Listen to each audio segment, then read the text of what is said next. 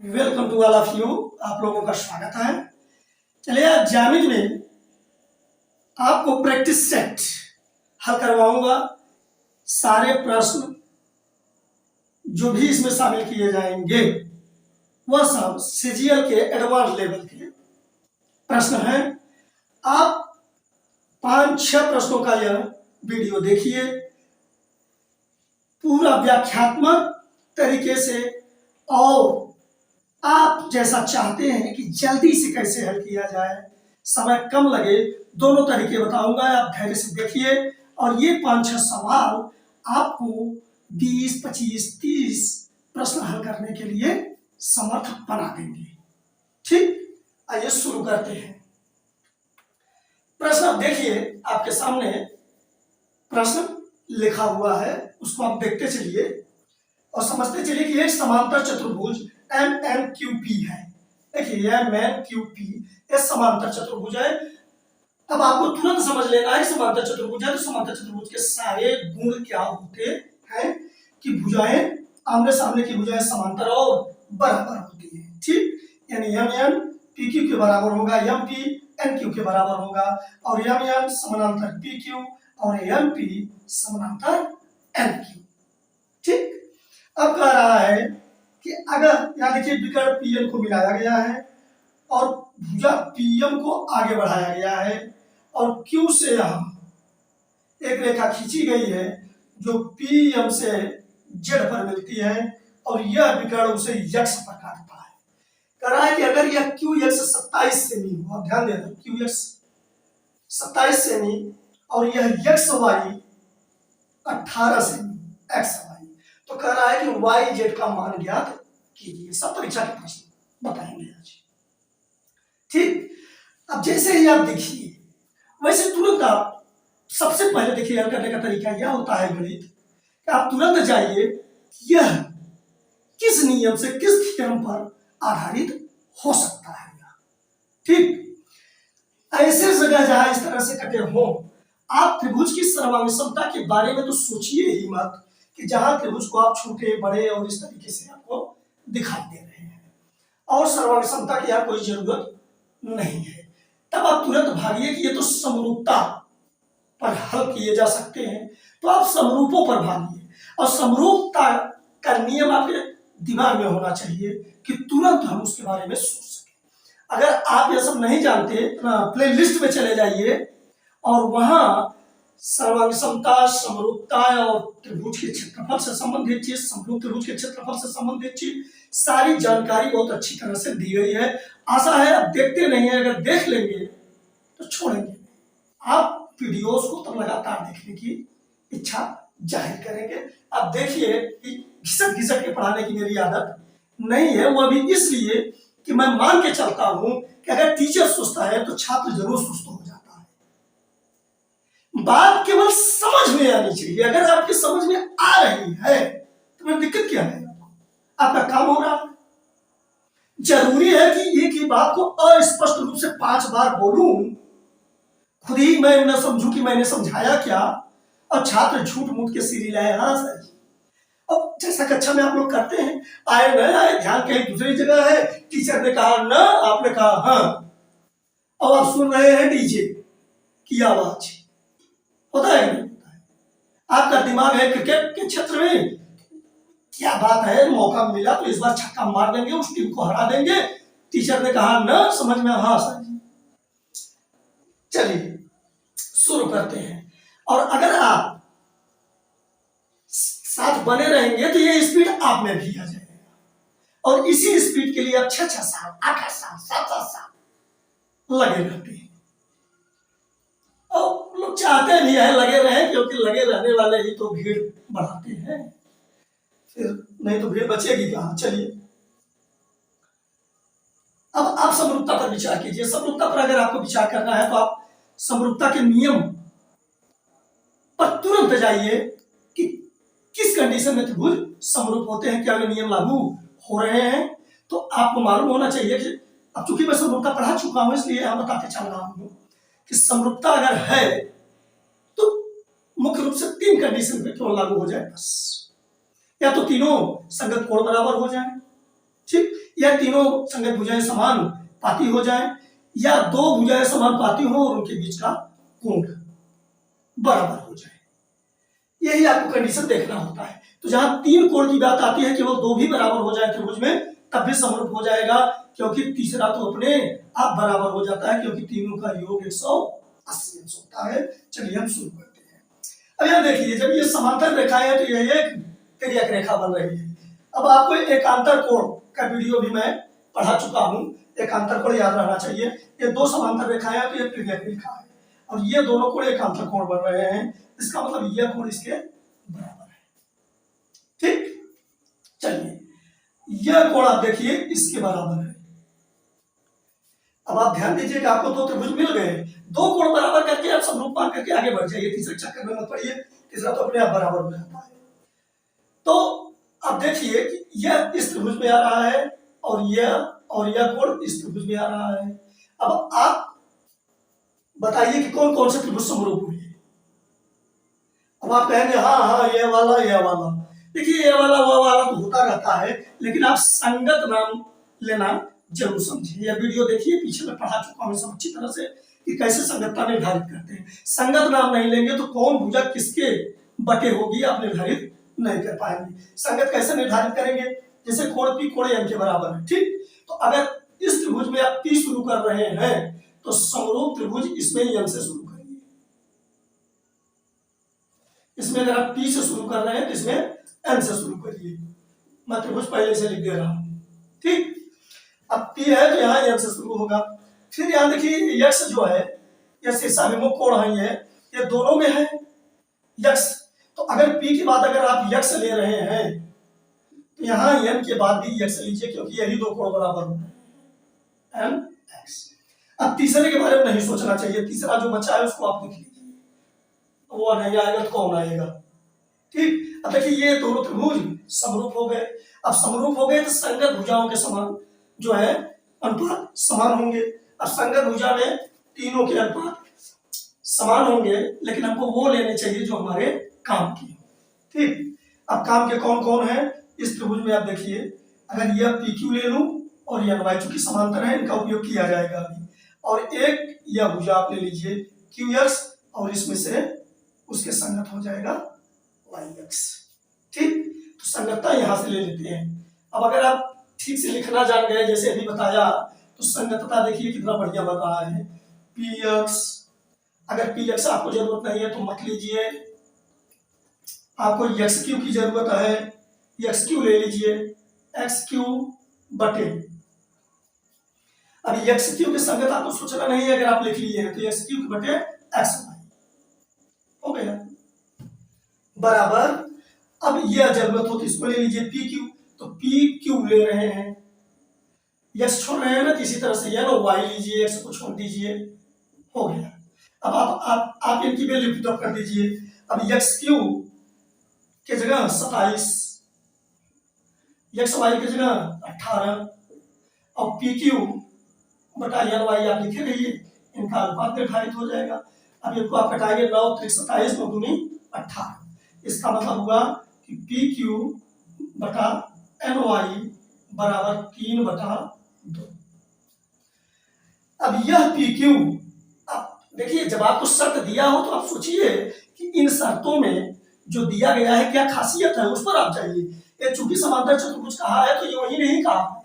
अब आप P Q के समानांतर एम एन है, तो आप यहाँ पी क्यू की जगह एम एन भी लिख सकते हैं। तब आप यहाँ लिख दीजिए, या पी क्यू की जगह एम एन कर दीजिए, एम एन बटा एन वाई बराबर 3/2। ठीक, अब यह एम एन 3 हिस्सा बांट लीजिए आप, जल्दी से आपको समझ में आ जाएगा। यह एम एन 3, ठीक, और यह वाई एम 2, तो यह पूरा 3, और वाई एम 2, तो यह बचा एक हिस्सा। ये पूरा 3 हिस्सा में आ रहा है ना, M N 3, N Y 2, N Y इतना 2, तो निश्चित है यह 1। अब आप इसको अलग से निकाल लीजिए, इसकी जरूरत पड़ेगी। तो एन, अगर एम एन की जगह हम एम वाई लिख दें और बटा एन वाई, तो एम वाई का हिस्सा 1 होगा, 1, और इसका 2।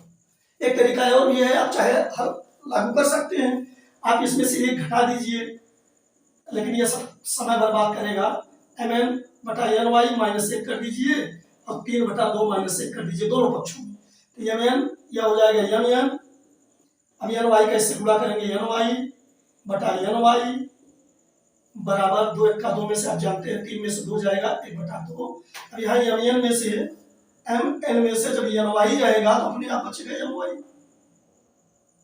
यहाँ देखिए mn minus N Y, mn minus N Y तो बचा एम वाई। तो क्या जरूरत है इतना परेशान होने की, आप थोड़ा सा अपने को बुजुर्ग वाला जो दिमाग चलता है ना, बुजुर्ग समझते हैं ना, आपको उसके लिए बूढ़ा बनने की जरूरत नहीं है। जैसे जो मजा हुआ खिलाड़ी होता है उसकी तरह व्यवहार कीजिए कि जब यह 3 हिस्सा या 2 हिस्सा थे बचा 1 हिस्सा, तब ना आप जल्दी प्रश्न हल करेंगे। अब यह 1 बटा 2 हो गया। ध्यान दीजिए, हमको एम वाई बटे वाई एन का मान 1 बटा 2 हो गया। हमारा टारगेट क्या है, जेड वाई का मान निकालना। हम देखते हैं कि और त्रिभुज में हम क्या कर सकते हैं। अब यहाँ ध्यान दीजिए, यह पीएम और क्यूएम समांतर होगा। क्यों समांतर होगा, समांतर चतुर्भुज की सम्मुख भुजाएं हैं और यही भुजा आगे भी बढ़ाई गई है जेड तक, ठीक। यानी यह पूरी पी जेड जो है वह क्यूएम के समांतर हुआ और यह जेड क्यू एक तिर्यक रेखा। अगर यह तिर्यक रेखा हुई तो यह कोण इस कोण के बराबर हो गया, एकांतर कोण। समांतर रेखाओं को कोई तिर्यक रेखा काटे तो एकांतर कोण बराबर होते हैं। अब फिर यहाँ शीर्षाभिमुख कोण, मैं अलग अलग थोड़ा सा इनको दिखा रहा हूँ, यहाँ 1 और 2 लाइनें खींच कर दिखा चुका था वक्र बना करके, तो इसलिए 3 4 से दिखा रहा हूँ, ठीक। अब यह इसके बराबर हो गया। अब जरा इन दोनों त्रिभुजों में आप देखिए, एक त्रिभुज ये ले लीजिए आप वाई एन क्यू वाला पूरा, और एक त्रिभुज ले लीजिए जेड एन वाई वाला। इसमें देखिए यह कोण इसके बराबर हो गया और यह कोण इसके बराबर हो गया, 2 कोण बराबर हो गया, तीसरा अपने आप बराबर। इसका मतलब हुआ कि यह त्रिभुज इस पूरे त्रिभुज के समरूप है। तो फिर आप संगत नाम लेंगे। संगत का मतलब जैसे यहाँ अगर आप क्यू शुरू कर रहे हैं, ठीक, तो अब आप त्रिभुज क्यू अगर लिए और मान लीजिए क्यू के बाद हमने वाई ले लिया, क्यू वाई और एल ले लिया, अब आपको बताना पड़ेगा समरूप त्रिभुज। अब यहाँ ध्यान दीजिए, क्यू के बराबर जेड था, यहाँ आपको जेड लेना पड़ेगा, ठीक। इसके बाद यहाँ वाई दोनों में है, तो क्यू के बाद वाई लिए थे तो अब जेड के बाद वाई ले लीजिए। शीर्षाभिमुख कोण है, दोनों में है, जेड वाई हो गया। अब इसके बाद तीसरा बचा एम, आप ले लीजिए। इसके बाद संगत भुजाएं समान पाती कर लीजिए ताकि जेड वाई उसमें जरूर रहे, क्योंकि जेड वाई का मान हमको ज्ञात करना है। तो अगर यहाँ जेड वाई आप लेना चाहेंगे तो यहाँ क्यू वाई लेना पड़ेगा, यानी क्यू वाई बटा जेड वाई, क्यू वाई बटा जेड वाई बराबर जो काम का हो, काम का हमारे ये है। इसमें से अब वाई एन वाला भाग लिया जाएगा, यानी वाई एन बटे वाई एम। यहाँ हम वाई एम बटा वाई एन ले चुके हैं। अरे हो गया भाई, एम वाई इसमें ऊपर है, एम वाई नीचे, इसमें एम वाई ऊपर है वाई, तो इसको हम पलट लेंगे, क्या दिक्कत है। या आपकी इच्छा हो जेड वाई का मान निकालना है तो जेड वाई को यहाँ ऊपर रख लीजिए आप, Z Y by Q Y ये भी बदल जाएंगे, वाई एम बटा एन वाई या वाई एम। अब जेड वाई का मान निकालना है, आप इसको रखे रहिए। अब क्यू वाई आप देखिए, क्यू वाई ये पूरा मान इतना 27 है क्यू एक्स, अब एक्स वाई 18, तो 27 और 18 45। अब आप यहाँ 45 रख लेंगे, 45 बराबर, अब यहाँ वाई एम बटा एन वाई बराबर 1 बटा 2 हम यहाँ हल कर चुके हैं, ठीक। तब अब रह गया जेड वाई का मान निकालने के लिए 45 इधर कर दीजिए आप, यानी जेड वाई इक्वल टू 45, अब यह 45 गुणा 1 बटा 2, यानी जेड वाई का मान 22.5 सेंटीमीटर। बस हल हो गया। अब ध्यान दीजिए आप, एक चीज आप जल्दी जल्दी जब आप हल करेंगे, देखिए आपको अभ्यास करना पड़ेगा। आप अभ्यास नहीं करेंगे तो अनभ्यास है विषम शास्त्र, शास्त्र जो है वो विष बन जाता है, यानी विद्या विष की तरह। हमने बताया था इसके पहले practice makes a man perfect. आप जब प्रैक्टिस करते हैं तो यही प्रैक्टिस मनुष्य को पूर्ण बनाती है। करत करत अभ्यास तेजा मत सूझा। तब ये चीजें आपको जल्दी समझ में आने लगेगी। अब जल्दी देखिए इसको हल करना है, अगर आपका प्रैक्टिस है तो कैसे हल करेंगे। चलिए, अगर आपकी प्रैक्टिस है तो आप तुरंत समझ लेंगे या इसके बराबर होगा या इसके बराबर है, तो समरूप हो जाएगा। ठीक, यह समरूप होगा, ये और ये भुजा संगत निकलेगी, इसका इसका अनुपात वही होगा जो इन दोनों का होगा। अब इन दोनों का 18 और 27 है, या 27 और 18 अगर आप कह रहे हैं तो 3/2 हो जाएगा, यानी इसका और इसका अनुपात 3/2 होगा, यानी 2 हिस्सा या 3 हिस्सा या PQ तो एम के बराबर होगा, यह 3 होगा और यह 2 होगा, तो निश्चित है यह 1 हिस्सा होगा, और यह समरूप होंगे। ठीक, अब ये समरूप होंगे तो निश्चित है इनकी भुजा का अनुपात इसके और इसके अनुपात के बराबर होगा। इसके और इसका अनुपात कितना है, 1/2 यानी आधा, तो निश्चित है कि यह भी इसका आधा होगा। यह देखिए MY उसी त्रिभुज में है जिस त्रिभुज में YZ है ना, और यह QY उस त्रिभुज में है जिसमें YN है। तो MY/YN में अगर 1/2 बन रहा है तो निश्चित है कि MY वाले त्रिभुज में ZY है, तो ZY और इसका बटा 1/2 ही बनेगा। तो ZY और क्या है QY, तो निश्चित है कि अगर यह MY YN का आधा है, यानी 1/2 हो रहा है ना, तो उसी तरह से इस पूरी लंबाई का यहाँ आधा होगा, यानी 22.5। यह पूरा 45 हो जाएगा, उसका आधा 22.5। चलिए अब दूसरा प्रश्न लेते हैं। ठीक, देखिए जो भी नियम इन सब में लागू होंगे वो मैं विधिवत पढ़ा चुका हूं, आप लोग प्लेलिस्ट में जा करके उन वीडियोस को एक बार देख लीजिए। फिर ये सब प्रश्न कुछ नहीं है, तब आपको तब आप यह महसूस करेंगे अरे यार जिसको देख के मैं परेशान हो रहा था, इसे तो सड़ेली सवाल है, सड़े गए, ऐसे हल करेंगे। चलिए शुरू कर रहे हैं, और नहीं तो पकड़ करके घेरा उसको खींच रहे हैं, घसीट रहे हैं। चलिए अब यह क्या करा कि एक आयत है PQRE। अब आयत आ गया तो आयत के सारे लक्षण आपको समझ में आ जाने चाहिए कि इसका मतलब हुआ कि आमने सामने की भुजाएं बराबर हैं, समांतर हैं, और साथ ही प्रत्येक कोण 90 अंश है।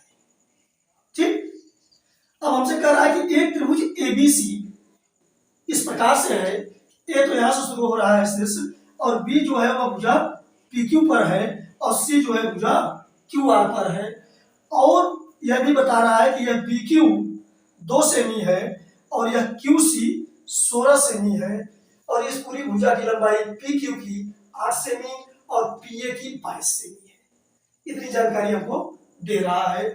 तब यह कह रहा है कि इस त्रिभुज की भुजा BC का मध्यबिंदु E और AB का मध्यबिंदु F है, तो EF की लंबाई ज्ञात कीजिए।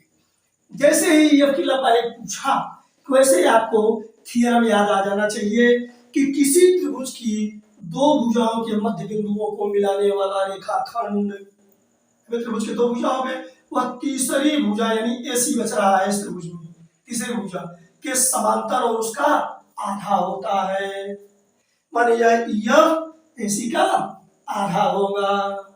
ये सब दिमाग में रहने चाहिए कि आप प्रश्न देखें, अच्छा फला थ्योरम लागू होगा। हाँ, या फिर कहो घसीट घसोट करके चुटकुला बोलूं, 10-20 कहानियां सुनाऊं, कहोगे सर जी आए हैं नया पढ़ाने, बहुत मस्त पढ़ा रहे हैं।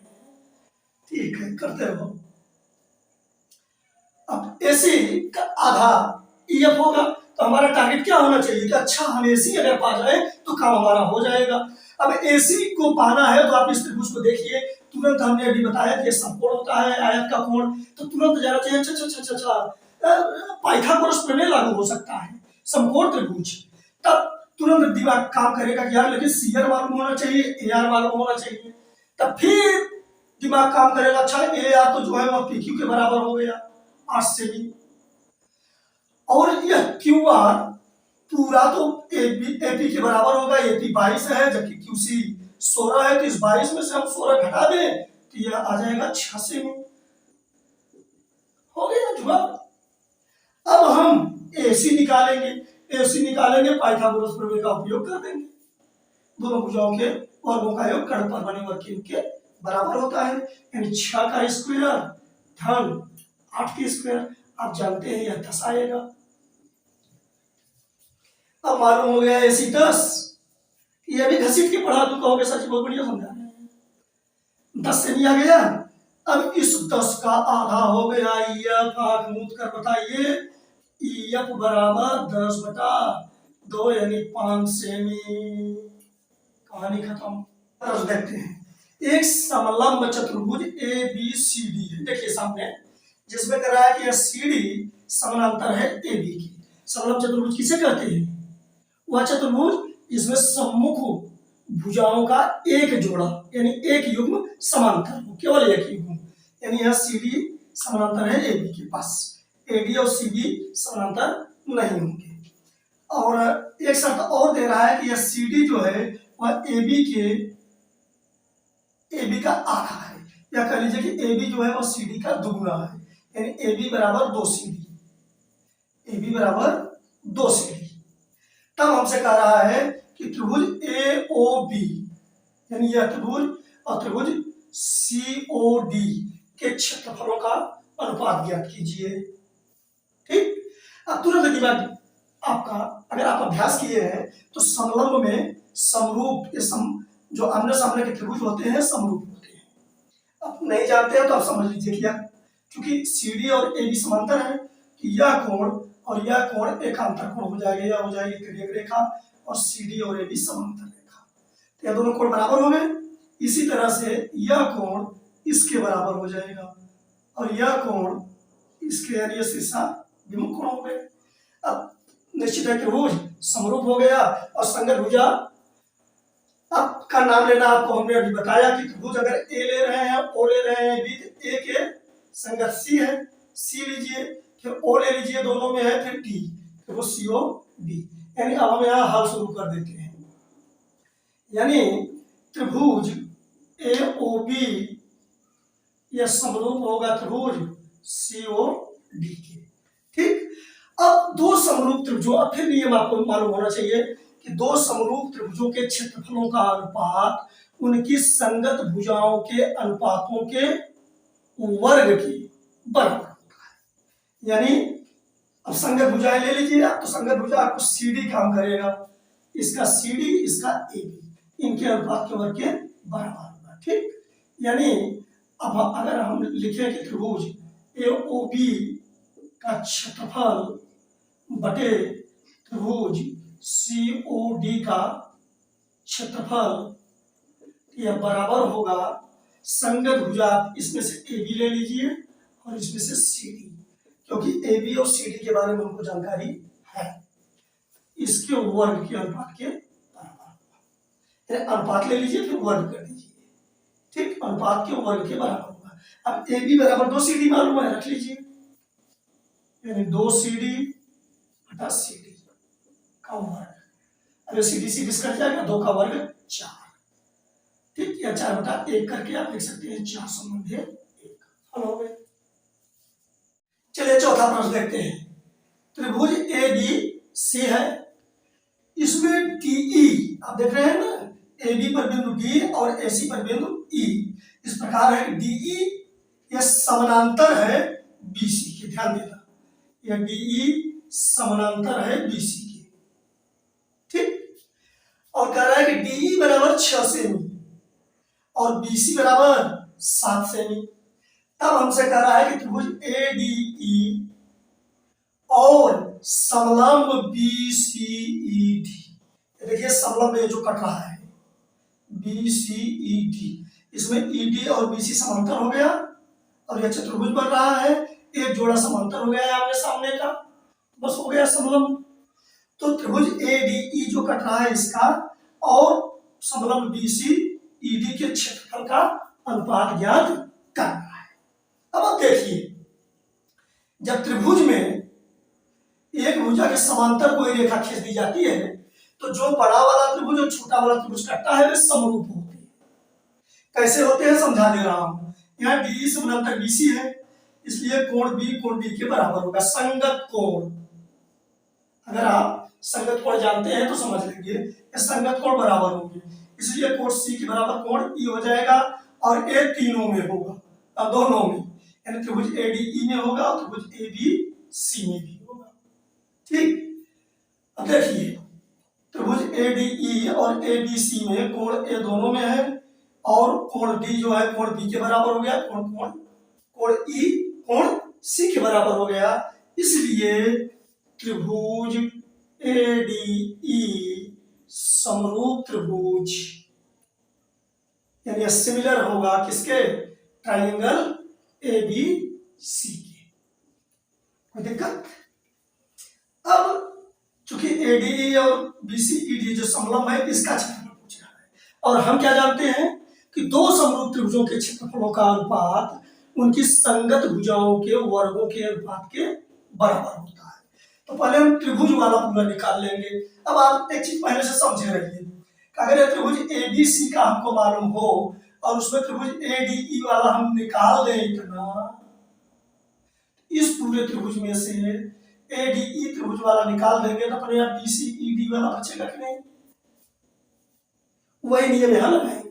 तो पहले हम सब दो समरूप त्रिभुजों वाला नियम लगाएंगे, यानी एक त्रिभुज एबीसी लेंगे और एक त्रिभुज एडीई। तो ये बड़ा वाला ऊपर रखेंगे क्योंकि भी घटाना है। तो त्रिभुज एबीसी में आप देखिए ये त्रिभुज एबीसी का जो क्षेत्रफल होगा इसका और त्रिभुज एडीई का जो क्षेत्रफल होगा, इन दोनों का अनुपात इनकी संगत भुजाओं के वर्गों के अनुपात के बराबर होगा। अब आपको देखना है संगत भुजाएं कौन कौन है। अब इसमें देखिए ये जो डीई है वह बीसी के संगत होगा, तो डीई 6 है और बीसी 7। तो पहले हम ऊपर बड़ा वाला त्रिभुज रखे हैं तो बड़ी वाली भुजा भी रखनी पड़ेगी, यानी त्रिभुज एबीसी है तो उसके संगत 7 और बटा 6 है इसके संगत, और भुजाओं के अनुपात के वर्ग के बराबर होता है, यानी यह हो गया 49/36। ठीक, अब ध्यान दीजिए हमको निकालना है त्रिभुज एडीई का क्षेत्रफल और समलंब बीसीईडी। तो एडीई अभी हम नीचे रखे हैं क्योंकि ऊपर वाला ज्यादा है। अब इसमें से इसको अगर हम घटा दें तो देखिए डायरेक्ट लगाना है आपको, तो ऐसे हल करिए कि इसको ये 49 जो है वह त्रिभुज एबीसी का है और 36 जो है त्रिभुज एडीई का। अब त्रिभुज एडीई को हमको एबीसी वाले में से घटा देना है। एडीई वाला निकालेंगे तो इसका मतलब 49 में से आप 36 निकाल लीजिए तो बचेगा 11, यानी आ जाएगा 11/36 और 11 आ जाएगा समलंब वाला और ये 36 हो जाएगा त्रिभुज एडीई वाला। लेकिन यहाँ पूछा है त्रिभुज एडीई ऊपर करके बीसीईडी नीचे करके, आप पलट दीजिए 36/11, 49/36 हो गया। अब देखिए अब हमको निकालना है समलंब बीसीईडी, उसमें से हम एडी घटाएंगे त्रिभुज एबीसी वाले में से। तो घटाने के लिए पहले आप मेन तरीका देख लीजिए फिर शॉर्ट भी बता दे रहा हूँ। त्रिभुज एबीसी बटा त्रिभुज एडीई, ठीक, क्षेत्रफल। अब इसमें से एक घटा दीजिए आप, इसलिए बड़ा वाला ऊपर रखे थे अभी तक, इसमें से भी एक घटा दीजिए, दोनों पक्षों में से घटा दीजिए। ये त्रिभुज हो जाएगा कि क्षेत्रफल किसका, त्रिभुज ए बी सी और ऋण इसका 1 से गुणा करेंगे तो हो जाएगा क्षेत्रफल त्रिभुज ए बी ई, घटाना आप जानते हैं ना, बटा त्रिभुज ए बी ई का क्षेत्रफल। ठीक, और यह हो जाएगा 36 का 36, 49 में 36 जाएगा 13, 13/36। और अब त्रिभुज एबीसी में से त्रिभुज एडीई घटाएंगे तो हो जाएगा बीसीईडी का क्षेत्रफल। अब यहां हम रख रहे हैं समलंब बीसीईडी का क्षेत्रफल और बटा त्रिभुज एडीई का क्षेत्रफल। कितना आ गया, 13/36। जबकि प्रश्न में हमसे क्या पूछ रहा है, प्रश्न में हमसे पूछ रहा है बीसीईडी को नीचे रखा है, आप भी रख दीजिए, यानी क्षेत्रफल त्रिभुज एडीई बटा क्षेत्रफल त्रिभुज बीसीईडी बराबर 36/13। ठीक, 36/13 को आप लिख दीजिए 36 संबंधे जल्दी हल करना। अब जल्दी हल करना, अब अगर आप जानते हैं कि त्रिभुज एबीसी वाले में से एडी वाला घटा देंगे तो समलंब का आ जाएगा, तो देखिए जल्दी से कैसे हल होगा। हाँ, त्रिभुज एबीसी के क्षेत्रफल और त्रिभुज एडी के क्षेत्रफलों का अनुपात 49/36, यानी 36 एडी का हिस्सा हो गया और 49 त्रिभुज एबीसी का। तो समलंब वाला हिस्सा कितना हुआ, एडी वाला घटा दीजिए, इस 49 में से 36 घटा दीजिए, तो इसका हिस्सा हो गया 13 और एडी वाला तो 36 है ही, त्रिभुज एडी का 36 है और समलंब का आ जाएगा 13, और यहाँ समलंब वाला नीचे रखा है और इसको ऊपर, यहाँ 13 कर दीजिए, यहाँ 36 कर दीजिए, आंसर आ गया 36/13, 36 संबंधित 13 हो गया। चलिए अगला प्रश्न देखते हैं, 5वां। कह रहा है समबाहु त्रिभुज एबीसी है। अब समबाहु त्रिभुज का मतलब तीनों भुजाएं उसकी बराबर होंगी, और कह रहा है भुजाएं 12 सेमी है, ठीक, A B B C C A 12 सेमी, और कह रहा है कि माध्यिका एडी है। अब ए से माध्यिका खींची जाएगी, किस पर आएगी, बीसी, माध्यिका मतलब बीसी के मध्य बिंदु डी पर, माध्यिका एडी है। और कह रहा है इसका केंद्रक जी है, तो जीडी की लंबाई ज्ञात कीजिए। So simple question.